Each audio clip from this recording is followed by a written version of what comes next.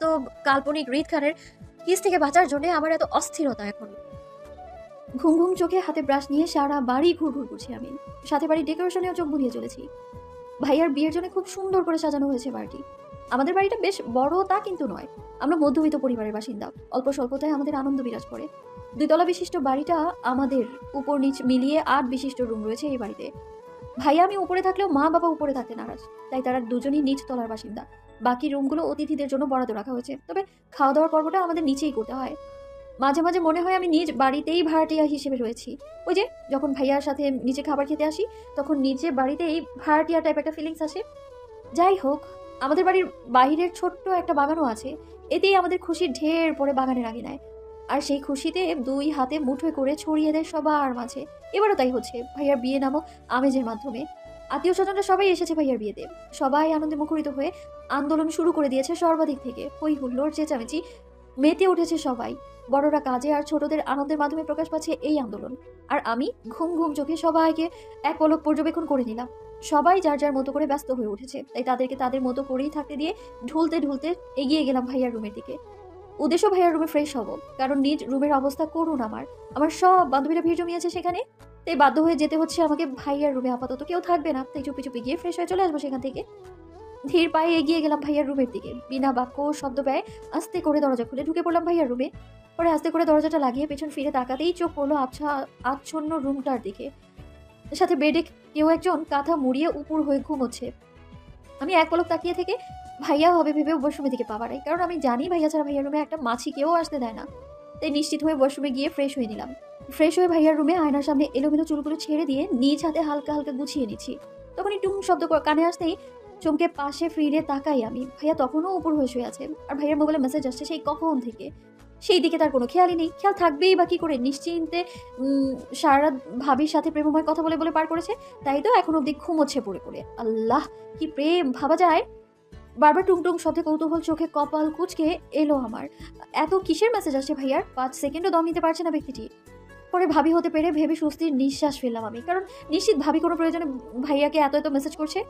তাই নিজের শত শত চিন্তা পেছনে ফিরে এগিয়ে গেলাম বিছানার উপর ফোনটার দিকে। ফোনটা ভাইয়া পাশে বালিশের নিচে হবে, কারণ শতটা সেখান থেকেই আসছে। তাই ভাইয়ার মাথা উপর দিয়ে ঝুঁকে উপর হয়ে ফোনের জন্য হাত বাড়াই আমি। ভাইয়া উপর হয়ে শুয়ে থাকায় ভাইয়ার মাথা আমার পেটের নিচে, তবে কোনো রকম স্পর্শ লাগেনি ভাইয়ার সাথে। নিজের মতো করে ফোনটা খুঁজে চলেছি আমি, কিন্তু বারবার ব্যর্থ হতে হচ্ছে আমায়। এদিক ওইদিক ফোন খুঁজতে খুঁজতে ক্লান্ত হয়ে পড়েছি আমি। তারপর অনাকাঙ্ক্ষিত ফোনটি অনুসন্ধান চালিয়ে যাচ্ছি আমি। ব্যর্থ হয়ে ধূপ করে বসে পড়লাম ভাইয়ার মুখের সামনে। চারপাশে অন্ধকার হওয়ায় ভাইয়ার চেহারাটা স্পষ্ট দেখতে পাচ্ছি না আমি, আর না দেখতে চাইছি। নিজের মতো করে আস্তে আস্তে ভাইয়ার মাথার নিচে বালিশটা উঁচু করে চুপি চুপি দেখতে লাগলাম। আমার এমন চুপি চুপি কাজে নড়ে চড়ে ওঠে ভাইয়া। ঘুমের ব্যাঘাত ঘটায় নড়ে চড়ে আবারও আগের ন্যায় ঘুমিয়ে পড়ে। আমি ভীত চোখে কিছুক্ষণ থেমে থেকে আবারও নিজের মতো করে খোঁজা শুরু করেছি। অপ্রত্যাশিত ফোনটা খুঁজে না পেয়ে বিরক্তি নিয়ে নিজের মাথাটা খানিকটা উঁচু করে দেখতেই ঘটে গেল অপ্রত্যাশিত একটা কাজ। আমার ঠোঁটের মুহূর্তেই কারো ঠোঁট ছুঁয়ে গেল।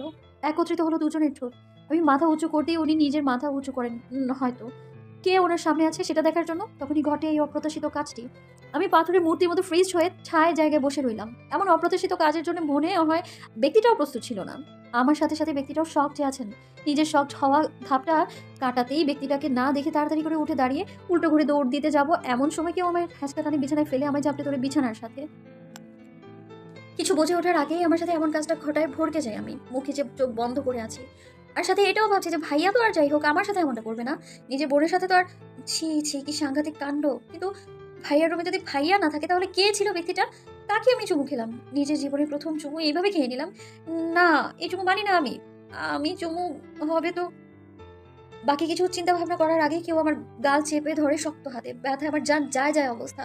তখনই সামনে থাকা ব্যক্তিটার কর্কশ কণ্ঠ আমার কানে আসতেই চমকে ওঠে। সাথে সাথে সামনের দিকে তাকাই। তখনই চোখে পড়ে হৃদ খানকে। উনি শক্ত হাতে আমার বিছানার সাথে চেপে ধরে রেখেছেন। আমি করুণ চোখে তাকাতেই উনি রাগে দাঁতে দাঁত চেপে বলে ওঠে, লিমিটের বাইরে থাকা কোনো কিছুই পছন্দ না আমার। তোকেও না। চিপ টাইপের মেয়েদের আমার কোনো কালেই পছন্দ না। তোর মতো মেয়েদের আমি জাস্ট ঘৃণা করি। জাস্ট ঘৃণা করি, অন্য কিছু না। আমার থেকে দূরে থাকবে, নয়তো শরীর একদম আগুন ধরায় দিব। ওনার এমন কথা আমি মুহূর্তে বাক রুদ্ধ হয়ে গেলাম। কি এমন করেছি আমি যাতে উনি আমায় এতটা খারাপ দৃষ্টিতে দেখছেন? আর আজ যেটা হয়েছে সেটা আমি ইচ্ছে করে তো করিনি। সেটা এমনি এমনি হঠাৎ করেই হয়ে গেছে। তাই বলে উনি আমাকে এইভাবে বলবেন? ওনার কথায় আমি করুণ কণ্ঠে বলে উঠি, আপনি আমার সাথে এমন বাজে ব্যবহার কেন করছেন? কিছুক্ষণ আগে যেটা হয়েছে সেটা আমি ইচ্ছে করে করিনি।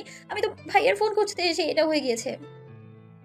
আমার এমন কথা উনি আরো খানিকটা এগিয়ে এসে আমার দিকে ঝুঁকে আমার দিকে কিছুক্ষণ তাকিয়ে থেকে গালে থাকা হাতটা সরিয়ে নেয় আস্তে করে। পরে কিছু একটা ভেবে সাথে সাথেই আমার গলা চেপে ধরে শক্ত হাতে রাগে রি রি করতে করতে বলে ওঠে, তোর লিমিটের বাইরে আমি বাজে, আমি কতটা ভয়াবহ তা তোর চিন্তার বাইরে।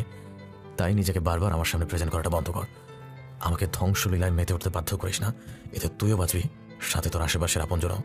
তোর মতো মিডল ক্লাস থেকে বিলং করি না আমি, হ্যাঁ?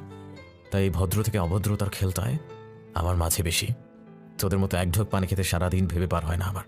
সমাজ সোসাইটির চিন্তা আমার নাই। তাই আমাকে আমার মতো করে থাকতে দে, আর নিজের এই পচা শরীরটা নিয়ে অন্য কোথাও গিয়ে ঘুরে বেড়া। কথাগুলো বলেই আমায় ছেড়ে উঠে পড়েন বিছানা থেকে। আমার দিকে না তাকিয়ে দ্রুততার সঙ্গে ফ্রেশ হতে ওয়াশরুমে চলে যায়। আর আমি বিছানায় শুয়ে নীরবে চোখের পানি বিসর্জন করছি আর ভাবছি কি এমন করেছি যার জন্য উনি এতটা বাজে ব্যবহার করছেন আমার সাথে। কিসের এত রাগ ঝাড়লেন উনি আমার উপর? আমি তো আগে কখনো দেখিনি ওনাকে, না কখনো সামনে গিয়েছি ওনার। তাহলে কেন উনি আমায় বারবার বলছেন ওনার সামনে নিজেকে প্রেজেন্ট না করতে? দুঃখে কষ্টে ভারাক্রান্ত মন নিয়ে বিছানা থেকে উঠে বসলাম আমি। দুই হাতে নিজের চোখ মুছতে মুছতে বেরিয়ে পড়লাম। উদ্দেশ্য নিজের রুমে যাব আর পেছনে ফেলে যাব অসভ্য বাজে লোকটাকে।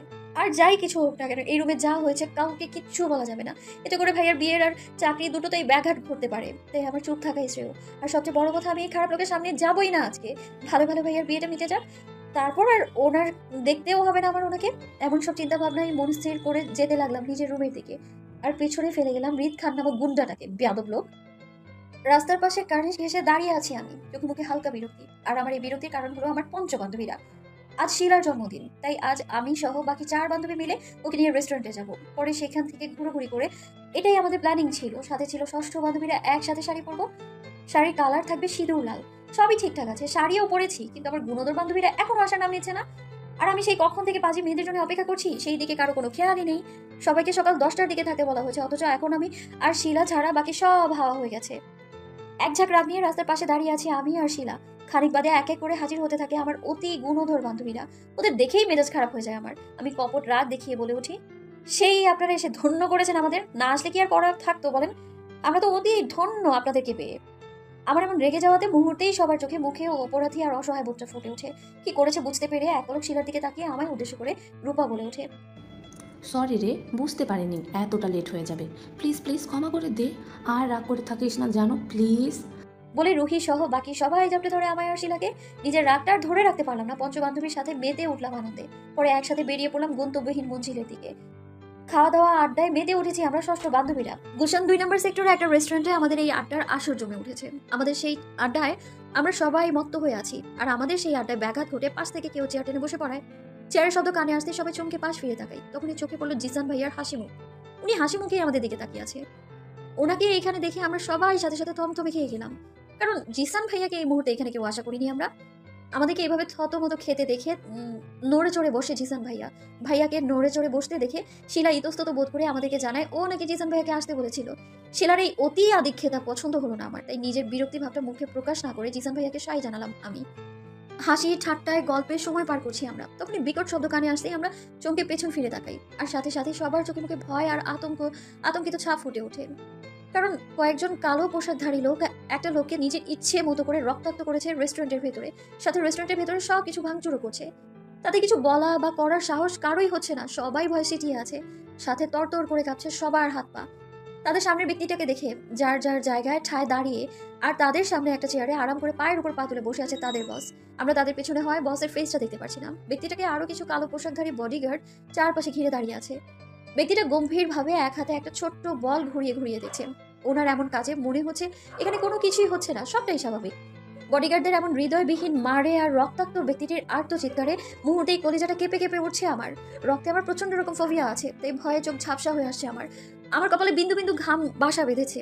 হাতের উল্টো পিঠে নিজের কপালের ঘামটা মুছে দ্রুত এগিয়ে গেলাম সেই দিকে।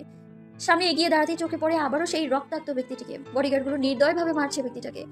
সবাই সবটা দেখছে, কারো মুখে কোনো কথা নেই, আর না আছে কোনো প্রতিবাদ। পরিবেশটা নীরব, থমথমে, চারিদিকে নিস্তব্ধ হয়ে আছে। শুধু রক্তাক্ত ব্যক্তির আর্তনাদ ভেসে আসছে সবার কানে। তখনই চেয়ারে বসে থাকা লোকটা উঠে দাঁড়ায়, রক্তাক্ত ব্যক্তিটার দিকে শান্ত দৃষ্টিতে তাকিয়ে থেকে পাশে থেকে এক হাত বাড়িয়ে দেয়। তখনই পাশ থেকে একজন বডিগার্ড দ্রুততার সঙ্গে একটা বন্দুক হাতে ধরিয়ে দেয় তার। বন্দুকটা হাতে পাওয়ার সাথে সাথেই তাক করে ফ্লোরে পড়ে থাকা ব্যক্তিটার দিকে শুট করার জন্য। এমন পরিবেশ দেখে ভয়ে হিতাহিত জ্ঞান হারিয়ে কাপা কাপা স্বরে বলে উঠি আমি, প্লিজ মারবেন না ওনাকে, উনি মরে যাবে তো, ছেড়ে দিন ওনাকে প্লিজ। আমার এমন হঠাৎ কথা বলায় সবাই চমকে আমার দিকে তাকায় চোখ বড় বড় করে। এই মুহূর্তে আমার এরকম কথাগুলো বলে তাদের কাজের ব্যাঘাত ঘটানোটা মোটেও ঠিক হয়নি, তা সবার ফেস দেখেই বোঝা যাচ্ছে। হয়তো আজ আমারও রক্তাক্ত ব্যক্তিটার সাথে শেষ দিন হবে। আমার এমন কথায় সামনে থাকা ব্যক্তিটা ঘাড় ঘুরিয়ে আমার দিকে তাকাতেই আমি মুহূর্তে শকড হয়ে পাথরের মূর্তির মতো দাঁড়িয়ে রইলাম, কারণ আমার সামনে রিদ খান দাঁড়িয়ে আছে, হাতে বন্দুকটা রক্তাক্ত ব্যক্তির দিকে তাক করে।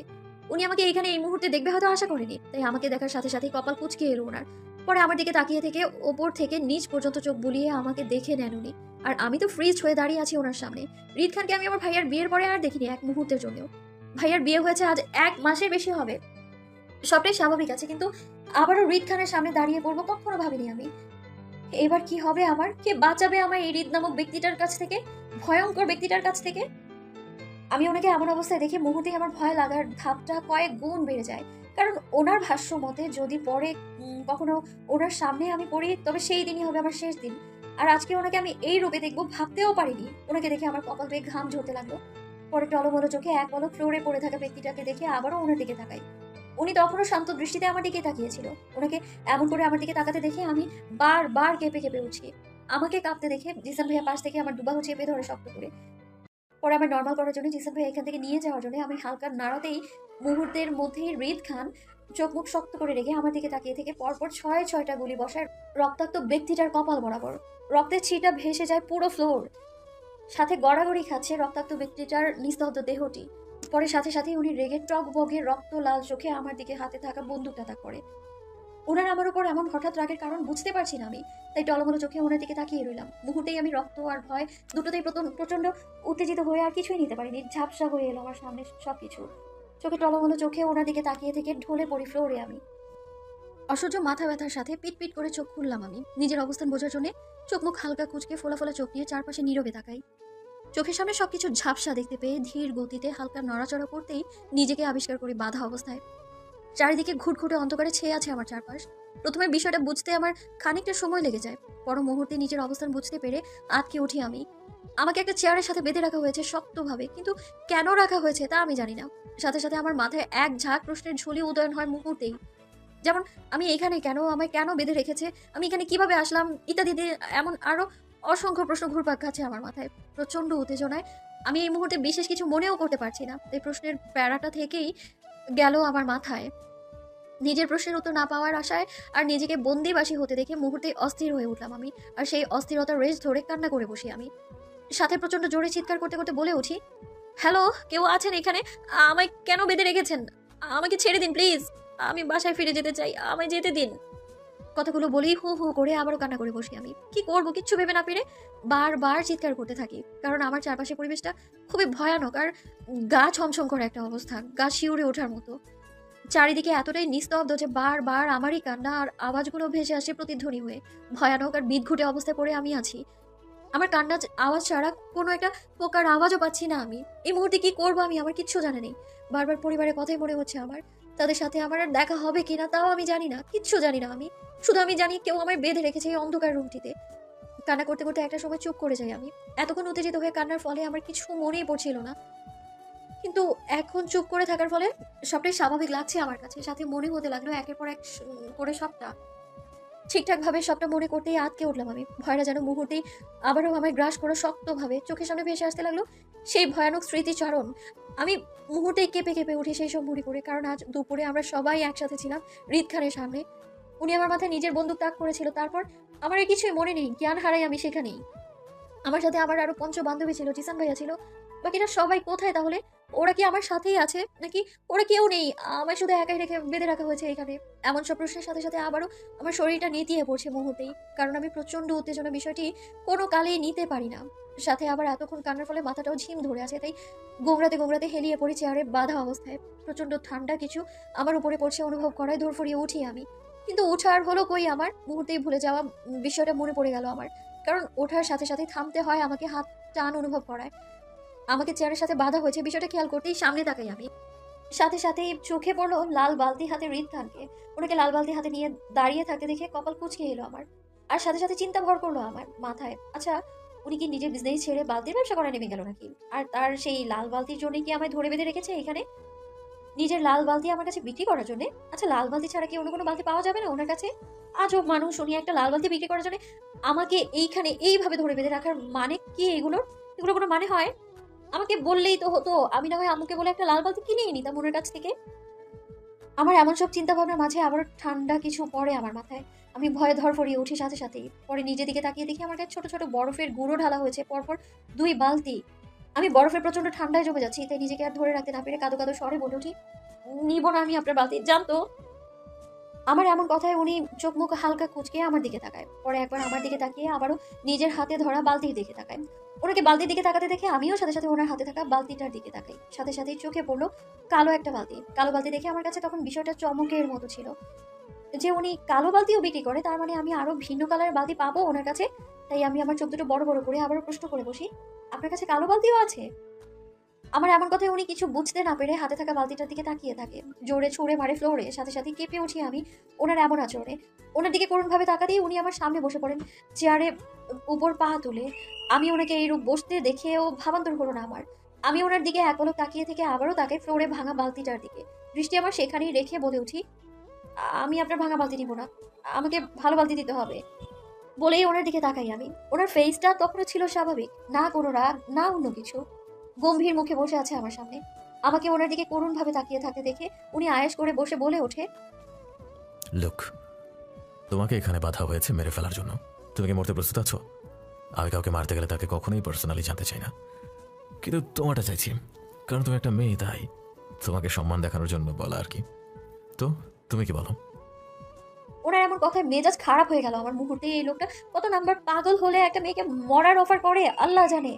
আমি রাগটা বজায় রেখে দাঁতে দাঁত চেপে বলে উঠি, আমার ইচ্ছে করছে আপনি নামক প্রাণীটাকে লবণের সাথে অনেক বেশি মরিচ গুঁড়ো মিশিয়ে এমনি এমনি গিলে ফেলতে। আপনি এতটা খারাপ কিভাবে হতে পারেন? আপনি মানুষ, খারাপ একটা মানুষ। আপনি আপনি প্রচন্ড রকমের খারাপ মানুষ। আমার এমন কথায় উনি আমার দিকে ভ্রু কুঁচকে তাকায়। পরে রেগে ঝাঁঝালো কণ্ঠে বলে ওঠে, তোমার কাছ থেকে কি আমি সার্টিফিকেট নিতে আসছি ভালো খারাপের? আগে গুলি করি, তারপর ওপারে গিয়ে হিসাব করো কে ভালো কে খারাপ। তার আগে নয়, পরে আমাকে ভালো খারাপের সার্টিফিকেট দিতে এসো স্বপ্নে। এখন মেরে দিই আগে। ওনার কথায় দমে যাইনি আমি। রাগটা যেন মাথায় চেপে বসেছে আমার। তাই রেগে রিরি করতে করতে বলে উঠি, যেন মেরে দেন না আমায়। আপনাকে দেখলে বড্ড গা জ্বলে আমার। সাথে এই চিন্তাটাও আসে, একটা মানুষ কতটা ভয়াবহ আর খারাপ হলে বাবার বয়সের মানুষকে মারতে পারে। আপনার প্রতি আমার প্রচন্ড রকমের ঘৃণা আসে বারবার। তোমাকে কি আমি প্রেম করার জন্য বেঁধে রেখেছি? বারবার তুমি ঘৃণা করার কথা শোনাচ্ছ আমায়। উনি খানিকটা থেমে হাতে থাকা বন্দুকটা ঘুরিয়ে দেখতে দেখতে স্বাভাবিক কণ্ঠে আবারও আমায় উদ্দেশ্য করে বলে ওঠে, দার্জ, আই লাইক ইউর দার্জ। তবে এটা অন্য কারোর জন্য তোলা রাখো, নট ফর মি। আর তোমার ধারণার বাইরে আমি খারাপ, তাই আমাকে বারবার খারাপ বলে সম্বোধন করা বন্ধ করো। তোমার সাথে শান্তভাবে কথা বলছি বলে যে আমি শান্ত ছেলে হয়ে গেলাম সেটা কিন্তু মোটেও না। তাই অহেতুক আমাকে খেপিয়ে লাভ নাই, এতে করে তোমার সাথে বাকিরাও সমস্যায় পড়তে পারে। আর তো ওনাকে বাকি কথাগুলো বলতে না দিয়ে দ্রুততার সঙ্গে তাড়া দিয়ে প্রশ্ন করে বসি, আমার পঞ্চবান্ধবী আর জিসান ভাইয়া কোথায় আছে? আপনি কি করেছেন তাদের সাথে? আছে। ওনার এমন উত্তর আরো মাথা খারাপ হয় আমার। তাই সেই মাথা খারাপ ভাবটা নিয়ে ওনাকে আবারও বলে উঠি, আছে মানে কি? তাদেরকে আমার সামনে নিয়ে আসুন। অসভ্য বাজে লোক একটা আপনি। অসভ্য বাজে খারাপ ঘৃণা, এই 4টি শব্দ যে আমার জীবন কতটা ভয়াবহতা সৃষ্টি করেছে তা আমাকে হৃদ খান বোঝায়। ভেঙে গুলিয়ে আমার মুখে এইসব কথা শুনে আর নিজের রাগ ধরে রাখতে না পেরে সাথে সাথে চেয়ার থেকে উঠে এক হাত আমার গাল আর অন্য হাতে শক্ত করে আমার চুলের মুঠিয়ে ধরে। পরে টকবগে হয়ে ওঠা রাগটাকে দমিয়ে রাখতে না পেরে গাল চেপে ধরা হাতটা আরো শক্ত করে চেপে ধরে দাঁতে দাঁত চেপে বলে ওঠে, তোকে আমার সাথে ধাঁচ দেখাইতে ভালো করছিলাম না আমি, তারপর দেখাইলি। আমাকে না আংলাতে পারতিস। এবার এটার জন্য কতটা চোকাতে হয় তোকে দেখ। বলেছিলাম না? হ্যাঁ বলেছিলাম আমাকে রাগাস না। এরপর আমি আমি আমি তো মেতে উঠবো, আর সেই সাথে তোকেও পড়াবো বরাবরই। যেটা না করতে চেয়েছিলাম এবার সেটাই করবো আমি। বলেই আমার গালটা ছেড়ে দিয়ে জোরে জোরে আসিফকে ডাকতে লাগলো উনি। আমি ওনার এইরূপ চিৎকারে দমে যাই ভয়ে। তাই অশান্ত মনে শান্ত হয়ে বসে আছি আমি ওনার সামনে। ওনার চিৎকারের সাথে সাথে হতভম্ব হয়ে দৌড়ের রুমে উপস্থিত হয় আসিফ নামক পদার্থটি। থমথমে পরিবেশ দেখে মুহূর্তে চুপসে যায় সে। আর সেই চুপসে যাওয়া ফেস দিয়ে আমায় এক পলক দেখে আবারও তাকায় হৃদ নামক অপদার্থের দিকে। আসিফ তাকাতাকি পর্বটা চুকানোর আগেই হৃদ নামক অপদার্থ ঝাঁঝালো কণ্ঠে আসে আমার কানে। উনি প্রচন্ড রেগে আসিফকে কিছু একটা বলছেন করার জন্য, আর সেটা আসিফ বাধ্য ছেলের মতো শুনে মাথা নাড়িয়ে সম্মতি জানায়। প্রস্থান করেন রুম ছেড়ে। 1 ঘন্টা যাবৎ ঝিম মেরে বসে আছি আমি। আমাকে যে বাধা অবস্থায় থেকে ছেড়ে দিয়েছে এমন কিছুই না, উল্টো আমাকে এক গাদা মশার কামড়ের সাথে ছেড়ে দিয়ে গেছে পাগলটা। কতটা তার ছেঁড়া পাবলিক হলে একটা মেয়েকে মশার কামড় খাওয়ার জন্য একা রেখে যায় আল্লাহই জানে। একটা কয়েল পর্যন্ত লাগিয়ে দিয়ে গেল না। ভাবা যায় কত বড় অপদার্থ ছেলেটা। না, আমি তো ভাবতেই পারছি না, মাত্র 5 টাকার জন্য আমার সাথে এতটা কিপটামি করছে রিদ খান। মশার কামড় খাওয়াচ্ছে আমাকে। আমাকে বললেই হতো, আমি না হয় লাল বালতিটার সাথে আরো 5টা টাকা দিয়ে দিতাম বেশি। তারপর একটা কিপটামি, এতটা কিপটামি, সাংঘাতিক লোক রিদ খান, বাপরে বাপ। আমি বাধা অবস্থায় রুমের মধ্যে বসে বসে অনেকটা চঞ্চল দৃষ্টিতে এইদিকে ওদিক তাকাচ্ছি। মাথাটা যেন স্থির করতেই পারছি না আমি। আমার এমন অস্থিরতার কারণ হলো রাস্তা খুঁজছি এখান থেকে পালানোর জন্য, কিন্তু আপাতত আমি সেই কোনো রাস্তাই খুঁজে পাচ্ছি না রুমটির মধ্যে। কারণ রুমটা বিশাল বড় হলেও সেটাতে এক দরজা বিশিষ্ট, আর সেটা রিদ খান বাইরে থেকে বন্ধ করে রেখে গিয়েছে। তাই আপাতত আমার পালানোর রাস্তা বন্ধ। এই হতাশ চোখে আহত হচ্ছে বারবার। এই লোকটাকে যতটা উন্নত ভেবেছিলাম, লোকটা ততটা উন্নত করতে পারেনি। রুমটাতে আরো একটা দরজা রাখতে পারতো আমার পালানোর জন্য। কি আর উন্নত করবে, লোকটা খারাপ। আমার এমন সব চিন্তা ভাবনার মাঝে আবারও কেউ খটখট শব্দ করে দরজাটা খুলে রুমে প্রবেশ করে। আমার অস্থির চোখ দুটো মুহূর্তেই ছোট ছোট হয়ে যায় স্থির হওয়া দরজার দিকে। কে রুমে প্রবেশ করেছে তা দেখার জন্য ব্যক্তিটার ছায়া মূর্তিটা অনুসরণ করে ওপরে তাকাতেই চোখে পড়ল রিদ নামক ভয়াবহ প্যারাবাসীকে। একা নয়, সাথে আরো 4-5 জন প্যারাবাসী রয়েছে পেছনে। মানে আসিফ একজন হুজুর টাইপ লোক, অন্য দুজন উকিল টাইপের লোক। দেখে তো আমার সেই রকমটাই মনে হচ্ছে। যাকগে, সাথে আরো একজন বাদুর টাইপ লোকও আছে কালো করে, খুব সম্ভবত নাইজেরিয়ার বডিগার্ড হবে। আহা, কি সুন্দর কালার, একদম মন জোড়ানো টাইপ, যা মনের ভেতরে লেগেছে আমার। আমি খুঁটিয়ে খুঁটিয়ে কালো নাইজেরিয়া বডিগার্ডটিকে পর্যবেক্ষণ করছি বেশ মনোযোগ সহকারে। আমাকে এমন করে তাকাতে দেখে রিদ খানু চোখ মুখ কুচকে আমার দৃষ্টি অনুসরণ করে পেছনে তাকায় ওনার কালো নাইজেরিয়ার বডিগার্ডের দিকে। পরে সেই দৃষ্টি আবারও ঘাড় ঘুরিয়ে আমার উপর নিক্ষেপ করে। আর আমি তো হা করে তাকিয়ে আছি কালো মানিকের দিকে, যেন এই মুহূর্তে এই কালো মানিক ছাড়া অন্য কোনো কিছুই চোখে পড়ছে না আমার। তাই ড্যাব ড্যাব করে তাকিয়ে আছি আমি। আমার এমন তাকানোতে উপস্থিত সবাই আমার দৃষ্টি অনুসরণ করে পেছনে তাকায় কালো নাইজেরিয়া বডিগার্ডের দিকে। থমথমে পরিবেশ, সবাই একে অপরের দিকে তাকাচ্ছে, কারো মুখে কোনো কথা নেই, শুধু আমার দিকে তাকিয়ে বিষয়টা বোঝার চেষ্টা করছে কি এমন দেখছি আমি। কিন্তু আমার এমন করে তাকানোতে পছন্দ হলো রিদ খানের। সে আমার সামনে সোফায় আরাম করে বসে হাতে ইশারায় আমার সাদের কালো মানিককে চলে যেতে বললো। ইশারা পেয়ে সাথে সাথে রুম থেকে প্রস্থান করলো বডিগার্ডটি। সে চলে যেতেই চমকে উঠলাম আমি। কালো মানিক চলে যাচ্ছে, বিষয়টা মেনে নিতেই পারলাম না আমি। তাই দ্রুততার সঙ্গে বলে উঠি, এই আমার কালো মানিক। আমার এমন কথায় থমথমে খেয়ে যায় সবাই, তা তাদের ফেস দেখে বুঝতে পারছি আমি। আমার দিকে কেমন গোল গোল চোখে তাকিয়ে আছে।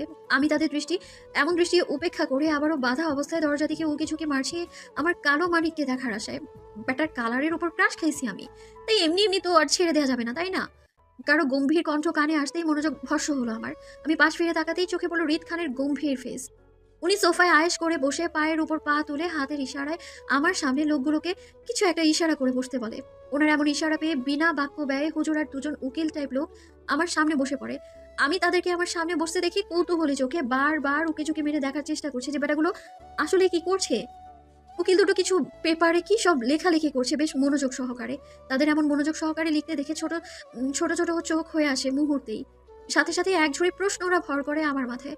আর সেই চিন্তার সাথে সাথে চমকে উঠলাম আমি। আল্লাহ, এই অপদার্থ বেটা আমার বাবার সম্পত্তি হাতানোর জন্য উকিল এনে এই ব্যবস্থা করেছে আমার চেয়ারের সাথে বেঁধে রেখে। বেটা আমার ভাঙা লাল বালতিও দেবে, আবার আমার বাবার সম্পত্তিও নেবে, আমায় এতটা ঠকাবে। এত বড় মাপের গুন্ডা এই রিদ খান, ভাবা যায় না? ভাবা যায় না তো? আমি তো ভাবতেই পারছি না। আমিও দিব না আমার বাবার সম্পত্তি। আর কেনই বা দিব? আমাকে একটা কয়েল পর্যন্ত লাগিয়ে দেয়নি মশার কামড় থেকে বাঁচার জন্য, আর তাকে দিব আমার বাবার সম্পত্তি? মগের মূলক নাকি? হ্যাঁ। আমার এমন সব চিন্তা ভাবনার মাঝেই একজন উকিল আমার দিকে কিছু পেপার এগিয়ে দেয়। ভয় ভয় কণ্ঠে বলে ওঠে, এইটাতে সাইন করে দিন ম্যাডাম। করবো না আমি সাইন। Please madam. উকিলবাবু করুণ কণ্ঠ শুনে মেজাজ খারাপ হয়ে যায় আমার। আজব প্রাণী, আমার বাবার সম্পত্তি নিয়ে যাচ্ছে একটা মানুষ জোর করে, আর তাকেই আমি আমার বাবার সম্পত্তি এমনি এমনি দিয়ে দেবো? মগের মূল্য পেয়েছে নাকি সবকিছু? বেটা ফাজিল কোথাকার। ঝাঁঝালো কণ্ঠে বলে উঠি, প্লিজ। কি? হ্যাঁ, দিব না আমি আমার বাবার সম্পত্তি, জানতো আপনি? বাবা সম্পত্তি? সবকটা ফাজিলের দল আমাকে ভুলিয়ে বালিয়ে আমার বাবার সম্পত্তি হাতড়াতে চাইছেন। এখন আবার আমার সামনে এমন একটা ভাব করছেন যেন সম্পত্তি শব্দটাই জীবনে শুনেননি। আমি উকিল কথাটা শুনে কপট রাগ দেখিয়ে বলে উঠিয়ে, জি, বাবার সম্পত্তি। উনি আমার ভাগে সম্পত্তি হাতড়ানোর জন্যই আমাকে এখানে বেঁধে রেখেছেন। আপনাদের দিয়ে পেপারে সাইন করাচ্ছে আমার বাবার সম্পত্তির জন্য, আপনি জানেন না?